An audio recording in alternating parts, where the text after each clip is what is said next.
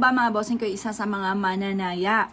Ako po mga bossing ko may tuturo sa inyo kung naniniwala kayo sa mga gatong mga pamamaraan. Pero kung hindi kayo naniniwala, huwag nyo na lang papansinin dahil baka testingin po ninyo tapos ikaw mismo habang ginagawa nyo po ito, parang ikaw mismo yung kumukontra, huwag nyo na pong gagawin. Pero kung kayo naniniwala mga bossing ko, lumarga po kayo. Ngayong araw na ito ay unang araw ng Martes. Pero pwede nyo rin siyang gawin sa susunod ng Biyernes. Basta Martes at saka Biyernes, mainam na gawin nyo po ito mga bossing. Lalo na kung ikaw ay mananaya. Ganun din kung ikaw ay lubog sa pagkakautang at ang dami mong problema pinagdadaanan sa ngayon, walang imposible mga bossing, lalo na kung ikaw po ay may positibong pananaw sa buhay. Diyan gagana ang ating law of attraction. Kasi once na ikaw po mga bossing ko ay may paniniwala na hindi laging ganyan ang takbo ng inyong pamumuhay at kung ang inyong hangarin po ninyo ay makakamtan nyo po ito, walang imposible. Lalo na sasabayan natin ng panalangin sa itaas mga bossing. Ngayon pa mga bossing ko, ano ang dapat natin gawin? Ako pa mga bossing ko may share sa inyo. Subok na po ito mga bossing.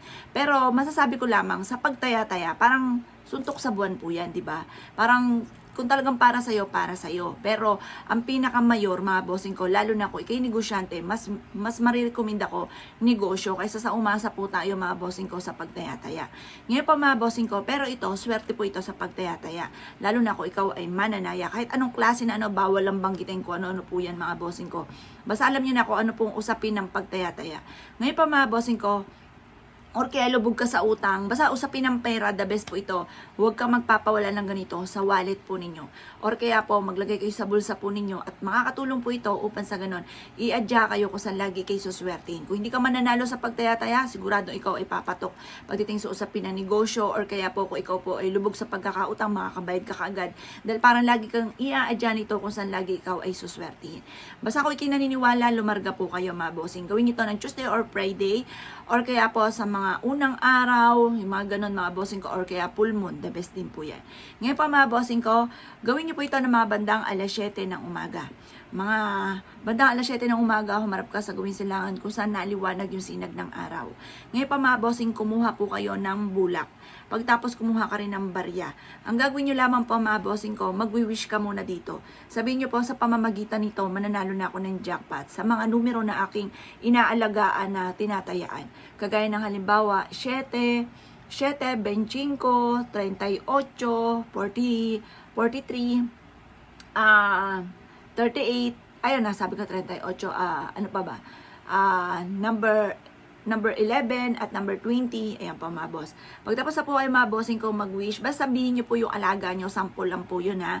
Ngayon pa mga bossing ko, ito yung ating bulak. Igaganyan nyo po siya, bulak.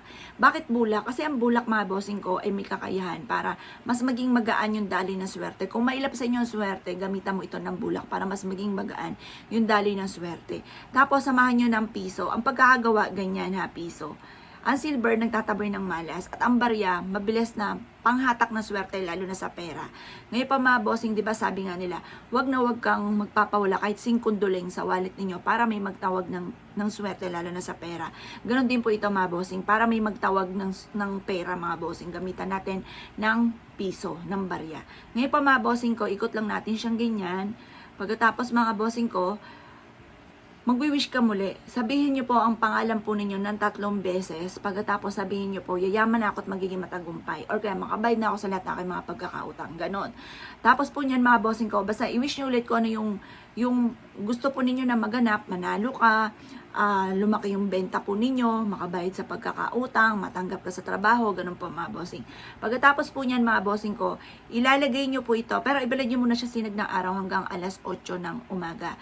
Pagkatapos po ng alas 8 ng umaga, kunin nyo po siya at isiksik sa inyo pong bulsa, or kaya po ilagay nyo sa wallet ninyo, ilagay nyo po sa bag po ninyo, ang dulot nito ay swerte. Ngayon po, kapag po nagdumi na yung bulak, mas mainam sana na nasa ziplock siya or kaya na isang pouch. Ngayon, pag nagdumi na yung bulak, paltan nyo lang po. Tapos, i-energize natin. Minsan, mag-wish po muli. Araw-araw kayo mag-wish. At kayo mismo ma-amaze sa dami-dami ng mga blessing na darating sa inyo. Kung mailap sa inyo ang swerte, matapos nyo po itong gawin, kayo mismo ay ma-amaze sa dami ng mga sunod-sunod na mga blessing. Pero huwag kang maiinip, huwag mong intayin. Magugulat ka na lang kasi ang lahat ng bagay na iniintay, lalong tumatagal.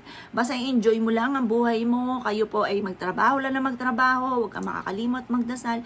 Enjoy lang ang family. Magugulat ka na lamang na, hala, nangyayari sa inyo yung mga bagay na hindi nyo inaasahan. Kaya kung ikay naniniwala at naisyo po itong gawin, ay siya mga boss. Good luck po sa inyo po lahat.